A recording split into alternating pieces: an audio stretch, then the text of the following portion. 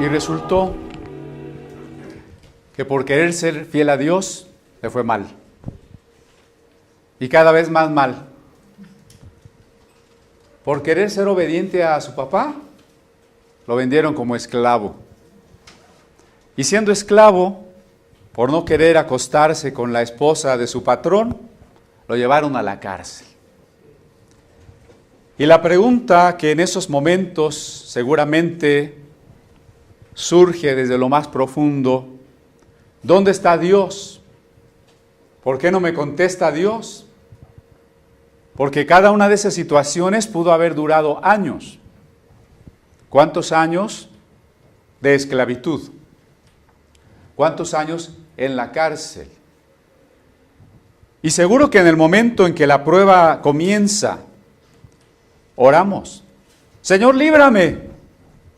Pero no lo libró Dios de ser vendido, no lo libró en el camino que lo llevaba a la caravana de mercaderes, no lo libró de la casa de la esclavitud, no lo libró de las calumnias y los chismes, no lo libró de la cárcel. ¿Cómo puedes seguir creyendo en un Dios que no te contesta? ¿Cómo puedes seguir creyendo en un Dios que te ha dejado años en la prueba? ¿Cómo? Por eso dice la carta a los Hebreos: por la fe. Por la fe, José. Ya saben que estoy hablando de José, ¿no? Por la fe, José. Y así nos ha dicho de cada uno de ellos. Y aunque reconocemos cosas grandiosas de ellos, de Noé, de Abraham, de Jacob, el énfasis del capítulo 11 de Hebreos es la fe en la prueba. Porque la fe no es una creencia o una especie de pensamiento positivo para conseguir lo que deseamos. La fe no quiere alcanzar de Dios cosas pasajeras.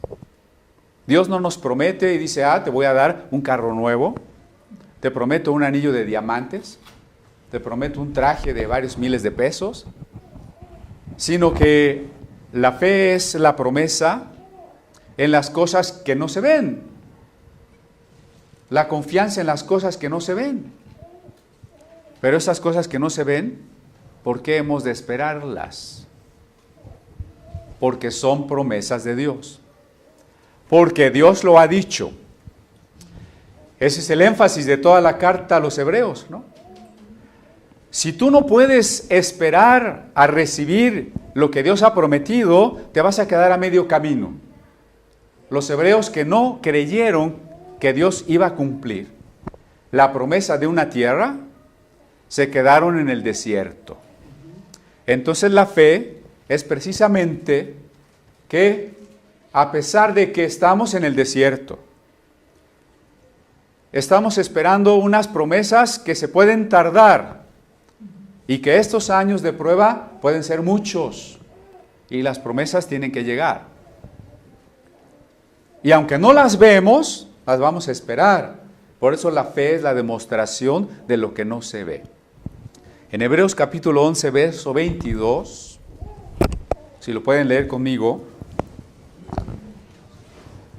dice: por fe, José, muriéndose, se acordó de la partida de los hijos de Israel y dio mandamiento acerca de sus huesos. Los egipcios acostumbraban enterrar a sus nobles de maneras ostentosas porque consideraban que la vida continuaba.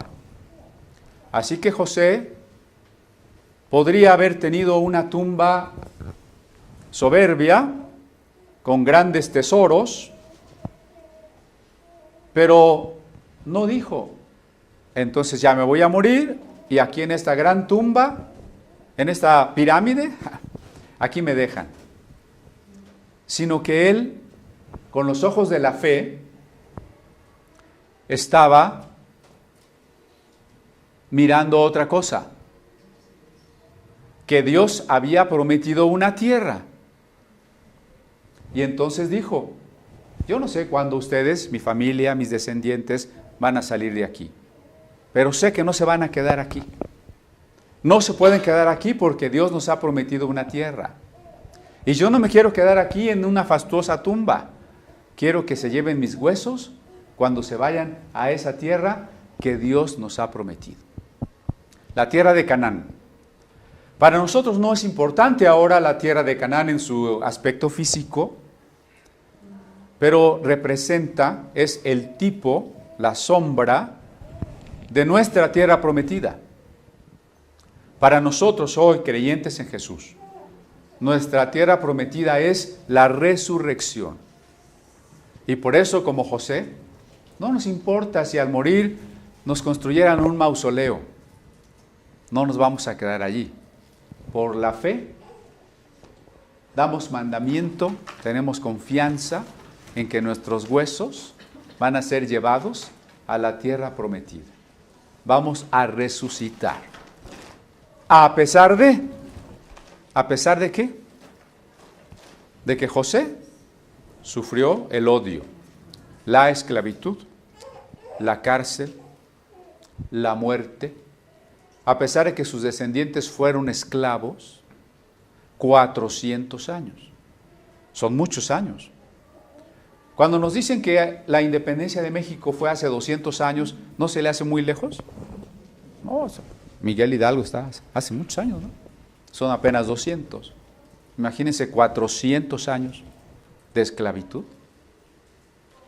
Pero José tiene fe, que a pesar de un día, esa tierra que Dios ha prometido se va a recibir. ¿Por qué puede estar José tan seguro? Porque la fe es aceptar que lo que Dios dice es verdad, ¿no? Que lo que Dios dice es verdad. Lea conmigo, por favor, del verso 23 al verso 29, porque de la historia de José ya hablamos 2 domingos. Entonces ahora lo que sigue. Por fe, Moisés. ¿De quién vamos a hablar ahora? Moisés.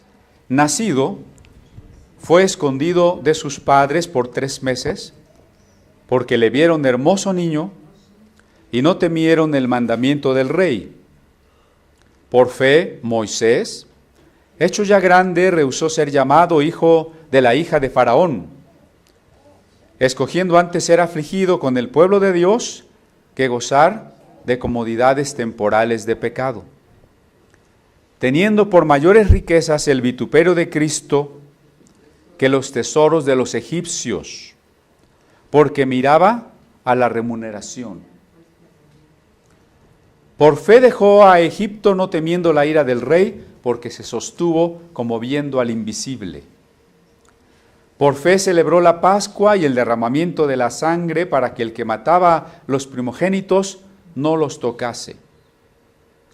Por fe pasaron el mar Bermejo como por tierra seca, lo cual, probando los egipcios, fueron sumergidos. Otra vez comienza cada párrafo con la expresión por fe. Y quiero insistir en que no dice por obras. Imagínense, en el común pensamiento sería más, regresamos al 23, por favor, sería más entendible que dijera, como Moisés era bueno, ¿no? Como Moisés era bueno, Dios le habló, se le apareció. Como era bueno, lo mandó, lo escogió. Como era bueno, le dio una varita para abrir el mar, porque era bueno, porque era un santo, porque cumplía la ley. ¿No sería más fácil decir eso? Y la carta a los Hebreos nunca dice eso. Siempre dice por fe, por fe. Recordemos también que la fe no es anhelar cosas de un corazón codicioso, ¿no? Riquezas. Por ahí en el versículo 25 dice que escogió ser afligido con el pueblo de Dios que gozar las comodidades temporales del pecado. Desgraciadamente hoy muchos cambian este versículo como si pudieran leer o pudieran ponerle por fe vas a tener muchas riquezas. Y aquí dice que Moisés despreció las riquezas, ¿no? Bien, regresemos un poco al verso 23. Moisés cuando nació fue escondido de sus padres. Ahí la fe sería de los padres, ¿no? Él todavía no tenía fe, él era un pequeño. ¿Por qué tuvieron que esconder a Moisés? Bueno, la mayoría conoce la historia, algunos quizás no conocen la historia, la voy a repasar muy brevemente. Cuando José murió, me regreso a José, pues sus descendientes y sus familiares se siguieron multiplicando. La Biblia dice que entraron 70 personas en Egipto cuando José era gobernador, 70 hebreos, y que 400 años después salieron casi 3 millones. Uno dice, bueno, por supuesto, en la Biblia los números no tienen valor aritmético por lo general, sino simbólico. 70 quiere decir la totalidad de los descendientes de Abraham entraron en Egipto. El número que nos da de los varones, en hebreo, las cifras también pueden constituir palabras porque las letras tienen valor numérico. La cifra, 500 y tantos mil hombres de a pie, leída no como cifras sino como palabras, nos daría la frase todo Israel. Entonces, todo Israel entró, todo Israel salió. Difícilmente podemos imaginar una caravana de 3 millones de personas por el desierto del Sinaí. Eso no podría ser literal, porque cuando unos estuvieran llegando a Canaán, otros estarían saliendo de Egipto, ¿no? Ni habría manera de comer y de tantas cosas. Pero lo importante es que toda la redención es para todos, que todo lo que Dios tiene es para todos nosotros, es completa. Cuando José murió y se empezaron a multiplicar los hebreos, vino una invasión a Egipto y cambió la dinastía de los faraones. Un faraón que no conocía a José, dice el texto. Y entonces se preocuparon porque había muchos mexicanos en Estados Unidos. Y quisieron hacer un muro. Bueno, no quisieron hacer un muro, pero ¿saben qué hicieron? Dijeron, estos hebreos se multiplican mucho, vamos a ponerles más trabajo, vamos a esclavizarlos. Pero se seguían multiplicando. Y entonces dijeron, vamos a tener que matar a los hijos varones. Tremendo. Creo que los estados totalitarios, crueles, en general han matado al pueblo, ¿no? No les importa tanto. Aquí tenemos el caso de un mandato del faraón, matar a los niños. En esa condición nace Moisés. A veces las parteras egipcias sentían que no podían matar a esos niños, eran unos recién nacidos, y entonces mintieron cuando les preguntaron, ¿por qué no los matan? Y dijeron, bueno, es que cuando llegamos las mujeres hebreas como son robustas ya dieron a luz y pues ya nosotros no sabemos. Este niño fue pues escondido, quizá como algunos otros niños, pero lo importante aquí, lo que el texto nos dice es que los padres de Moisés tuvieron fe. Aquí dice porque lo vieron hermoso, ¿no? ¿Qué papás no ven hermoso a su niño? Para todo papá, su niño es el más hermoso del mundo. Pero yo creo que el asunto va un poco más allá. El contexto de todo el capítulo es que cada uno de estos personajes y de las cosas que hace va encaminada a la posesión de la tierra prometida, ¿no? Que es el símbolo de la salvación, del plan redentor de Dios, de la economía de Dios. Entonces la fe está allí para funcionar conforme a las promesas del plan redentor de Dios. Entonces ellos esconden a ese niño, arriesgándose a que el rey se entere que lo han desobedecido y los mande matar. Los padres entonces muestran aquí, evidentemente, un gran amor por el hijo, una disposición a poner su vida por los hijos. Recuerden ustedes que la fe va unida al amor. Hemos insistido que la fe verdadera, en la medida que es el sí a Dios, tiene que traer como consecuencia natural el amor. Y el amor trae como consecuencia natural la obediencia. No olvidemos este encadenamiento, porque los legalistas, los judaizantes nos van a decir, no, primero cumple la ley y luego Dios te salva. O nos van a decir primero, pórtate bien para que merezcas la gracia. No podemos cambiar el orden de las cosas. El encadenamiento es el siguiente. Primero es la fe que recibe la salvación gratuita por gracia. Y la fe no es más que decirle sí a Dios. Consecuencia de decirle sí al que me ama, pues es amarlo, ¿no? Consecuencia de la fe, el amor. Consecuencia del amor, la obediencia, porque el enamorado desea lo que el amado desea, ¿no? Mujeres lo saben perfectamente bien. Entonces, la fe, el amor, la obediencia.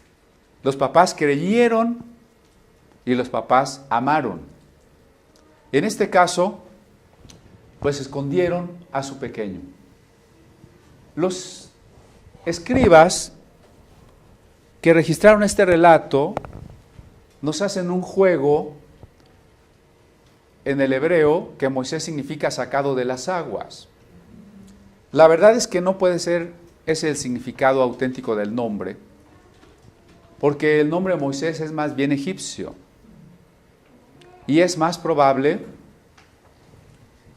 que sea algo así como el escogido del Dios, pero del Dios egipcio. Porque la hija de Faraón no sabía hebreo, ni le iba a poner al hijo, que iba a ser como el sobrino del Faraón, un nombre de un esclavo hebreo.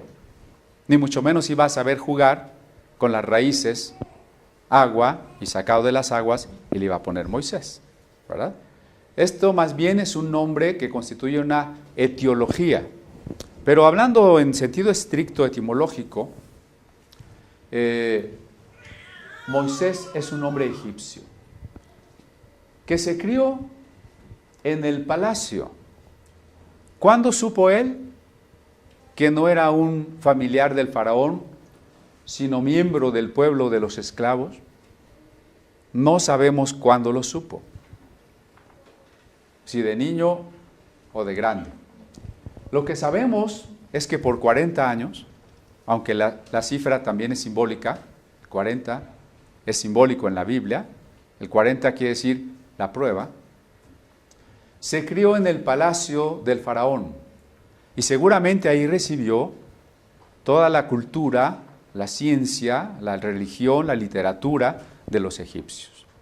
Y por supuesto, todas las comodidades del sobrino del rey. Imagínense, del hijo de la hija del faraón, ¿no? Entonces, tuvo que haber vivido en grandes lujos, en grandes privilegios. Pero cuando fue grande, tuvo que tomar una decisión. Vamos a pensar que en ese momento Moisés se da cuenta o se entera de que no es egipcio, sino que es hijo de hebreos. Entonces él pudo haber escondido su origen y olvidarse de sus hermanos y decir, yo ya no soy mexicano. Y a asumirse como egipcio y vivir toda su vida en el poder. Y quizás, incluso si la vida le hubiera favorecido, llegar a ser faraón. Pero tomó otra decisión diferente. Rehusó llamarse hijo de la hija de Faraón. Conforme a los valores que hoy el mundo nos propone, pues Moisés fue un tonto, ¿no? Porque lo tenía todo, porque la gente se desvive por hacerse fortuna, porque las personas quieren ser ricas. ¿Quién despreciaría los lujos? ¿Quién despreciaría los buenos carros, la buena ropa, la buena comida y el codearse, el vivir en medio de la alta sociedad? Aún la iglesia cristiana se ha contaminado de esos deseos, ¿no? Aún pastores y ahora pastoras, que eran esposas antes de pastor, ahora son pastoras, ¿no? Se han contaminado de esos deseos de vivir lujosamente, de sentirse de la alta sociedad, de pensar que la voluntad de Dios es esa, que seamos ricos, poderosos, exitosos, líderes, miembros del jet set. Pero Moisés no se dejó engañar. Así como Moisés sufrió esta propuesta, vamos a llamarle tentación, la sufrió también Jesús, ¿no? Cuando Jesús estuvo en el desierto, el diablo le decía, sé un Mesías glorioso. Tú como Mesías puedes ser glorioso, puedes tomar los reinos, puedes poseer todas las riquezas, puedes tener todo el dominio. Por supuesto, es algo que a nosotros nos encanta. ¿No? ¿A quién no le gustaría ser famoso, poderoso, reconocido, prestigiado? ¿A quién no le gustaría? Que lleváramos guardaespaldas, que nos hicieran ceremonias, que cuando entráramos nos aplaudieran, nos pidieran nuestro autógrafo, nos vieran en la tele, ¿no? Tener el poder de lo que sea, hasta de decir, ese es mi enemigo, acaben con él, ¿no? Pero Jesús renunció a eso, Moisés renunció a eso. ¿Y qué hizo Moisés? Decretó prosperidad. Por fe Moisés decretó prosperidad. ¿Qué versículo era? No está, ¿verdad? No está. Por fe, esta palabra por fe, bueno, aquí mejor traigo mi señalador. A ver si quiere salir. Por fe se aplica esto, ¿no? Por fe escogió ser maltratado. Qué extraña es la fe. Pensábamos que la fe nos iba a evitar problemas, que la fe era una garantía contra accidentes y tragedias. Es al contrario. Por la fe escogió ser maltratado. El Códice Besa, que es uno de los manuscritos del Nuevo Testamento, que está en griego, una de las copias del Códice Besa añade un versículo aquí antes del 24. Y dice que mató al egipcio, que Moisés mató al egipcio. En la mayoría de los manuscritos no está, pero bueno, el libro de Éxodo sí lo relata, ¿no? Nos dice que una vez Moisés salió a ver a sus hermanos y un capataz maltrataba a un hebreo. Moisés se llenó de ira y mató al egipcio, mató al capataz. Entonces escondió el cadáver porque pensó que nadie lo había visto. Había aprendido bien a ser político, ¿verdad? Cometer un delito y aquí no pasó nada. Después se dio cuenta que sí, el asunto se sabía, porque creo que siempre pasa, ¿no? Nosotros como pueblo sabemos a las cosas que se cuecen por allá arriba, ¿no? Pero aquí quizás Moisés estaba actuando todavía en su propio esfuerzo. ¿Por qué Dios permite que pasemos pruebas tan grandes? Porque necesitamos ser entrenados, necesitamos aprender a madurar la fe, necesitamos ser limpiados. Jesús hablaba de limpiar su campo de trigo para separar la paja del trigo, ¿no? Entonces, quizá Moisés, cuando salió y se sentía gobernante y mató al capataz, actuó en su propia fuerza, en su propio enojo, y quizás tenía hasta algún plan allí para liberar a sus hermanos, pero un plan más humano, ¿no? Más estilo teología de la liberación. Sin embargo, el asunto no le salió y tuvo que huir. Y tuvo que huir 40 años al desierto. Otra vez el número 40, ¿se fija? Y entonces decimos, bueno, si Moisés empezó a identificarse con su pueblo, a creer en el Dios de sus padres, ¿por qué Dios le permite fracasar? Porque de ser príncipe y estar en el palacio, tener influencias, tener poder, a vivir en el desierto cuidando cabras, hay una diferencia, ¿no? Parece un fracaso. Imagínense, un príncipe cuidando cabras. Parece un fracaso. Cuando, al igual que José, cada uno de los que cree pasa una prueba y mucho de esa prueba podría ser vista como un fracaso. Y como dijimos, un fracaso largo, 40 años en el desierto. Quizá, vuelvo a José, ¿cuántos años en la casa como esclavo? Tal vez 10, 20. Usted y yo traemos hoy un problema, una prueba, ¿no? Levante la mano el que no trae ni una prueba. Se fue de vacaciones. ¿Cuánto va a durar mi prueba? Porque eso es lo que a veces nos desespera, ¿no? Señor, ya te pedí que me quites esta enfermedad, este dolor. Y no me quitas nada. Ya te pedí por mis hijos, ya llevo 5 años pidiéndote por mis hijos. Llevo 2 años pidiéndote trabajo. O cualquier otra cosa, ¿no? ¿Cuánto va a durar su prueba? ¿Usted sabe cuánto va a durar su prueba? Nadie lo sabe. Pero las pruebas pueden durar, de hecho duran años. Va a decir, pastor, yo vine para que me animara y ya me voy a ir todo preocupado.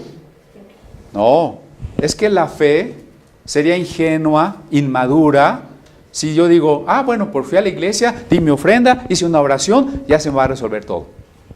Nunca.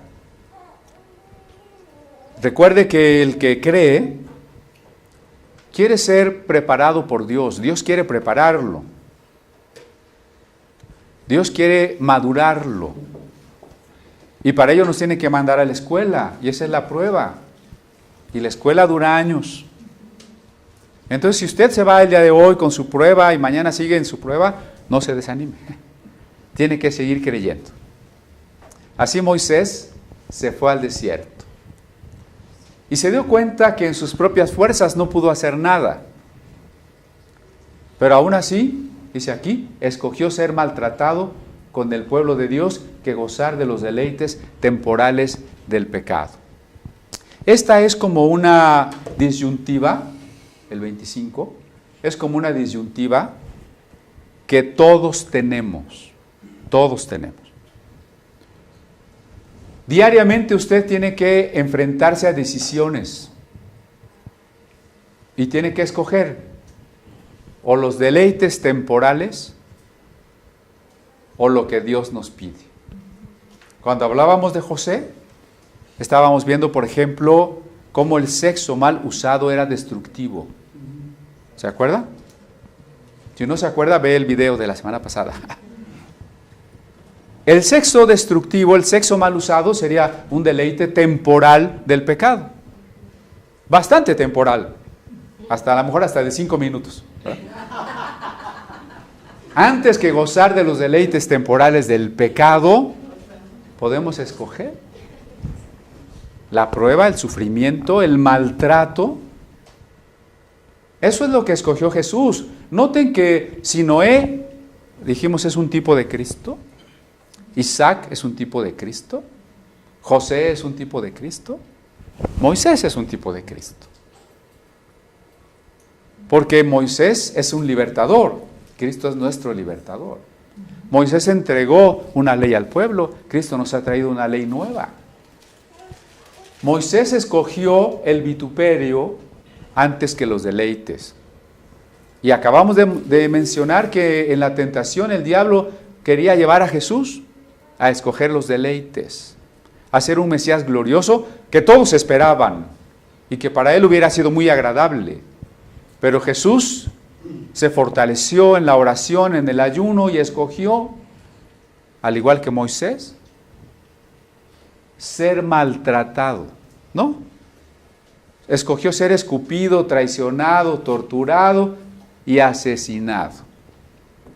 Por eso diría Pablo que el evangelio de la cruz es locura.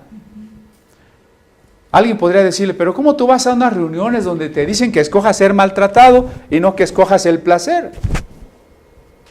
Si todas las proyecciones de los medios de comunicación nos están invitando al placer, ¿o no? Todo lo que nos anuncian es divertido, es lo de hoy, es lo de moda, todo es placer. ¿Por qué escogió Moisés el maltrato y no los deleites?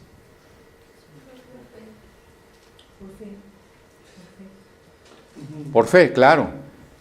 Hay un texto, voy a hacer un paréntesis para ir a ese texto, es la muerte del rico y Lázaro, allá en Lucas 16. Los dos se murieron y encontramos que Lázaro está en el seno de Abraham. Digamos que su alma, en la medida en que su cuerpo fue sepultado, y que el rico estaba en los tormentos, y que estando en los tormentos vio a Lázaro que estaba en el seno de Abraham. ¿Sí recuerda el pasaje? Lucas 16, si no lo puede leer en su casa, ¿no? Porque recuerde que estamos leyendo diariamente la Biblia y que esta semana leímos Corintios, ¿verdad? Y estamos tratando de unificar con Hebreos, ¿no? Las dos series de estudios que ya hemos tenido. Bueno, ahí le dice a Abraham, Abraham, padre Abraham, permite que Lázaro me traiga un vaso de agua con hielos, porque estoy atormentado en esta llama. ¿Verdad que no? Un vaso con hielos hubiera sido mucho. Fíjense la intensidad de la ausencia que sufre el rico para pedir esta acción figurativa. Que Lázaro moje la puntita de su dedo y la ponga en la punta de mi lengua. Con eso me conformo. Pero hoy retomo eso en este contexto de Hebreos por la respuesta de Abraham. Hijo, acuérdate que tú tuviste tus bienes en tu vida y Lázaro también males. ¿No se parece? ¿Se parece o no? Escogió ser maltratado antes que gozar de los deleites temporales. El rico todos los días hacía banquete, se vestía de ropa lujosa. Su banquete tenía que incluir, como son los banquetes, la música, los amigos, mucha comida, mucho desperdicio, mucho ocio, muchos vicios, ¿no? Entonces, el rico escogió los deleites temporales del pecado. Mientras que el pobre, Lázaro, pues solo era maltratado y sufría. ¿Qué vamos a escoger? No se pueden las dos cosas. No quiero que vayamos a caer en un extremo engañoso. Si yo escojo cosas dolorosas para hacer méritos para mi salvación, eso sería una idea equivocada, ¿no? Yo escojo ser maltratado, yo escojo sufrir para alcanzar la gracia, así que me voy a poner unos nopales aquí. No. Escoger ser maltratado no es que yo mismo me maltrato o busco la ocasión para que me maltraten. Simplemente que estoy dispuesto a renunciar a todas las comodidades si es necesario, porque lo que busco es la voluntad de Dios para mi vida. Estoy dispuesto a aceptar lo que Dios quiere para mí, en aras de la promesa que Dios me ha hecho, la promesa de la tierra prometida. Y la tierra prometida es la resurrección. Entonces, Lázaro tuvo sus males y ahora era bienaventurado. El rico escogió gozar de los deleites temporales del pecado y ahora, por su propia decisión, estaba en una dimensión de ausencia divina, donde le era imposible percibir a Dios. Y sin percibir a Dios, que es el amado, sufrimos. Si el amado no está, sufrimos. Y está descrito allí como una sed intensísima. Entonces Moisés supo elegir. Y el verso 26 nos dice que estaba detrás de su decisión, teniendo por mayores riquezas el vituperio de Cristo que los tesoros de los egipcios. Y alguien nos podría decir, oye, pero Moisés no sabía nada de Cristo, faltaban 1400 años para que viniera Cristo, y usted tiene razón. Sin embargo, no es un error del texto. Cristo quiere decir Mesías, ¿no? Es decir, el que sería enviado para establecer el reino de Dios. Lo que Moisés tenía en vistas, no con la teología y con la claridad que tenemos los que vivimos ahora, pero tenía en vistas la promesa de una tierra que Dios les había dado. Vivir en esa tierra representaba vivir el reino de Dios. Entonces lo que Moisés tenía en mente, lo que alcanzaba a comprender de acuerdo con el texto, es que había una promesa que incluía un galardón, y ese galardón era participar del reino de Dios. Por supuesto, la carta a los hebreos lo dice ya con más claridad. El reino de Dios viene en el enviado, en el Mesías, ¿no? Aunque Moisés no lo entendiera del todo, como hoy lo podemos entender, digamos que su actitud y la esencia de su fe, lo que alcanzaba a ver de la promesa, incluye lo que ahora entendemos claramente, tiene que ver con Cristo. Entonces Moisés no está deseando por la fe cosas temporales, ¿no? Si usted se ha fijado, hemos tenido que reiterar, porque hoy hay un gran error, una gran desviación que se predica muchísimo, haciéndole pensar a la gente que por la fe va a tener vida de abundancia económica. Y precisamente dicen, es que tú estás en el error de pensar que por ser pobre vas a ser más espiritual. No estamos diciendo eso. Ni por ser pobre ni por sufrir nos vamos a salvar, ni vamos a ser más espirituales. Sin embargo, en la prueba, si aprendemos de la prueba, Dios nos purifica, Dios nos enseña. Claro, podríamos no aprender nada, ¿no? Ir como algunos niños a la escuela, reprobados todo el tiempo. Pero podemos aprender. No es un mérito, pero es una herramienta de Dios para nuestra madurez, para nuestra formación. Lo que sí es definitivo Hoy podríamos decirlo de esta manera: escogemos la cruz de Cristo o la gloria del mundo, ¿no?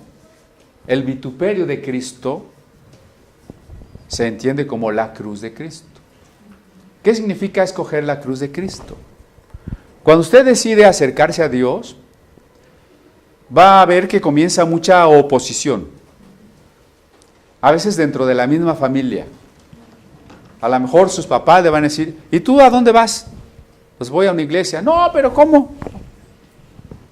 O de los hijos, o de otros familiares, o de los amigos. ¿Cómo que estás buscando a Dios? ¿Cómo que la Biblia? ¿Cómo que no serás un fanático? ¿No te estarás metiendo a una secta? A lo mejor ya le apodaron la monjita, o el aleluya, ¿no? Podemos escoger el sufrir con Cristo. Fíjese que estas doctrinas de decretar no están escogiendo la cruz. Porque si me dicen, por fe, decreta que tú estás sano, que tú eres rico, que tú eres exitoso, que todo te va a ir bien. En primer lugar está malentendiendo la fe, ¿no? Pero en segundo lugar, no está escogiendo la cruz. Está escogiendo los tesoros de los egipcios. En este relato, Egipto significa el mundo. Lo que no es la tierra prometida, el gobierno que no es de Dios, incluso significa los perseguidores de los creyentes. No podemos anhelar los tesoros de los egipcios. Insisto en algo que dije hace un momento. Hoy aún la iglesia está contaminada. Está contaminada del deseo de los tesoros de los egipcios. Hay muchos pastores que quisieran ser senadores o diputados. Estamos contaminados de los tesoros de los egipcios. ¿Qué debemos escoger? Debemos escoger la cruz. Si se recuerda, tenemos un himno por ahí que en el coro dice: oh, yo siempre amaré esa cruz. ¿No? ¿Cómo amar la cruz? Y no es la cruz que traigo colgada. No es la cruz que tengo allí colgada arriba de mi cama, ¿verdad? Sino amar la cruz es identificarme con Jesús en su sufrimiento por el mundo, en el rechazo que el mundo tiene por Cristo, en el estar dispuestos a sufrir por los que lo necesitan, a dolerme por el pecado del mundo, a renunciar a mis deseos porque estoy muerto, crucificado con Cristo. Todo eso es amar la cruz. Y de acuerdo con la carta a los Hebreos, Moisés escogió el vituperio de Cristo y lo consideró. ¿Cómo lo consideró? Como galardón. Allí dice yo, no adivinen. Mayor riqueza. Mayor riqueza. Si dijéramos que, si anunciáramos, ¿no? Por Facebook, por ejemplo, en nuestra página, que todos los que vengan el domingo se van a llevar un centenario de oro, no cabríamos en toda la casa. Pero aquí dice que los vituperios de Cristo pueden ser una riqueza mayor. Si usted sufre por Cristo, si lo ofenden por Cristo, si lo persiguen por Cristo, es una riqueza mayor. Esa persecución va desde las burlas del que no cree hasta el asesinato, como en el caso de los hermanos de Chiapas que han muerto por ser creyentes, ¿no? Ellos tienen un tesoro mayor. Y no los tesoros de los egipcios, los tesoros del mundo. ¿Por qué puede ser un tesoro mayor? La fe tiene que tener puesta la mirada. ¿En qué tiene puesta la mirada? En las promesas de Dios. El verso siguiente, el 27, dice: por fe dejó a Egipto, no temiendo la ira del rey, porque se sostuvo como viendo al invisible. Cuando dice aquí que Moisés no temió el enojo del rey, no significa que en realidad no sintamos temor, sino que aún sintiendo temor podemos sobreponernos, tomar la decisión. Recuerde cuando Dios le dice a Josué, esfuérzate y sé valiente. Le pide dos cosas, ¿no? Esfuérzate y sé valiente. Y se lo reitera en sentido inverso, no temas ni desmayes. Josué 1:9, ¿no? Esfuérzate y sé valiente. Porque eso es muy diferente a actitudes como, pues es que yo estoy esperando en Dios y pues que pase lo que tiene que pasar. Ya todo está escrito. Si va a pasar, pues va a pasar. Así le dijo Dios a Josué. Si va a pasar, va a pasar. O le dijo, esfuérzate y sé valiente. Entonces, si yo no me esfuerzo, no va a pasar. Y si me esfuerzo, va a pasar.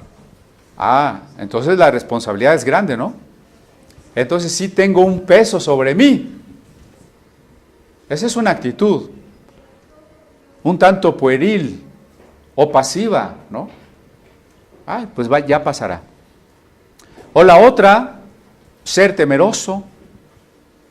Cada vez que quiero hacer algo, mejor no lo hago porque, ¿qué tal si no sale? ¿Qué tal si tengo más problemas? Y entonces eso le pasó a los hebreos que iban con Moisés en el desierto. Llegaron a la orilla de la tierra prometida y algunos que los mandaron a ver cómo era la cosa por allá, regresaron y dijeron, no, ¿saben qué? No, esta tierra prometida no la vamos a poder poseer porque pues está habitada por unos gigantes y tiene unas ciudades rodeadas de murallas altísimas, llegan al cielo. Mejor vámonos. Imagínense, ¿qué faltó allí? Esfuérzate y sé valiente, ¿no? Porque entonces no tengo la fe de que Dios me prometió esa tierra.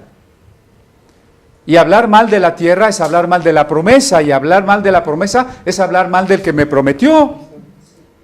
Entonces muchas veces nuestras quejas, nuestras murmuraciones no son más que hablar mal de Dios. Es que dicen que Dios me ayuda, pero pues yo ya le pedí y no me ayuda. Dios no cumple, Dios no oye, a Dios no le importo. ¿No es hablar mal de Dios? Entonces, la fe me tiene que llevar a saber que la promesa es verdadera. Y si sé que la promesa es verdadera, es fiel, tengo que esforzarme y ser valiente. Entonces Moisés fue valiente y se fue de Egipto. Bueno, ¿ustedes creen que el faraón no lo podía haber mandado a la Interpol a traerlo de regreso? Pues claro que sí, pero Moisés se arriesgó, ¿no? Dijo, voy a hacerlo. Y así nosotros tenemos que ser valientes y esforzados. Si no hacemos en la vida muchas de las cosas que teníamos que haber hecho, es porque no fuimos esforzados. ¿Saben quién no perdona eso? Hay alguien que no perdona el no ser esforzado. El tiempo. El tiempo. Lo que ya se me fue, ya se me fue. Tengo que ser esforzado ahora, ya. Valiente, ¿no? Me gusta mucho esta frase, este aforismo un tanto paradójico. Se sostuvo como viendo al invisible. Es paradójico porque si es invisible, pues ¿cómo lo voy a ver? ¿No? Pero hay un símil a la vez que una paradoja, como viendo al invisible. ¡Qué maravilla! Porque la gente dice, no, pues ¿cómo voy a creer en Dios si yo nunca lo he visto?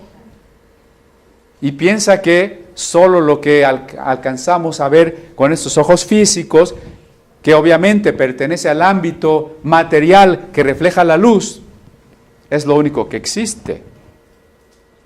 Pero si Dios fuera visible, sería una cosa material que refleja la luz. Por tanto, no sería Dios. Pero Jesús le dijo una vez en su oración al Padre: gracias porque te has revelado a los sencillos y a los niños. Y le dijo a sus discípulos: muchos quisieron ver lo que ustedes vieron o lo que ustedes ven y no pudieron. Necesitamos ver lo que no se puede ver. Acuérdense cuando Simeón tomó al pequeño Jesús en sus brazos y le dijo a Dios: mis ojos han visto la salvación de Israel. Y uno dice: bueno, ese Simeón, ¿qué está diciendo? El imperio romano está en pie con todo su poder. Y a Simeón se le ocurre tomar un niñito indefenso de un pueblo conquistado, de la parte más pobre del país, de unos chamaquitos, porque eran unos chamaquitos todavía, José y María, y levantar un niño indefenso que no sabe ni caminar, no sabe ni comer solo, y decir: esta es la salvación de Israel, ¿no? Entonces necesitamos ver lo que no se puede ver. Y en ese sentido podemos ver a Dios. Obviamente no con los ojos de los objetos limitados, finitos, materiales, pero podemos ver a Dios con los ojos de la fe. Podemos percibirlo con los ojos del Espíritu, con el testimonio de su Espíritu en nuestros corazones, con la experiencia que en la comunión con Él tenemos todos los días. ¿Podemos ver a Dios? No me contestan. ¿Ya se fueron o ya se durmieron? ¿Podemos ver a Dios? Sí. Podemos ver a Dios. Y cuando necesitamos sostenernos, hay que ver al invisible. Hace rato pregunté: ¿cuánto va a durar nuestra prueba? Si lo preguntara de manera individual, tal vez uno me diría: yo ya tengo 5 años en prueba, yo tengo 10, yo tengo 20. Yo desde que creí me va más mal. ¿No es cierto? Bueno, pues cuando parece que ya no aguanto, cuando ya no veo la salida, cuando todo se pone más negro, porque a Moisés se le puso todo más negro y a José también y a todos. Tengo que sostenerme como viendo al invisible. Y ya no vamos a poder platicar ni de la Pascua, ni del Mar Rojo, ni nada, porque ya se nos acabó el tiempo. Pero nos vamos a ir con varias cosas importantes que yo quiero que no olviden. La fe escoge los vituperios de Cristo como una riqueza mayor. En la prueba y en el dolor tenemos que sostenernos como viendo al invisible. Y eso tiene que fortalecernos, tiene que ayudarnos a crecer. Si lo tenemos presente, recuerde que la palabra de Dios transforma nuestras vidas.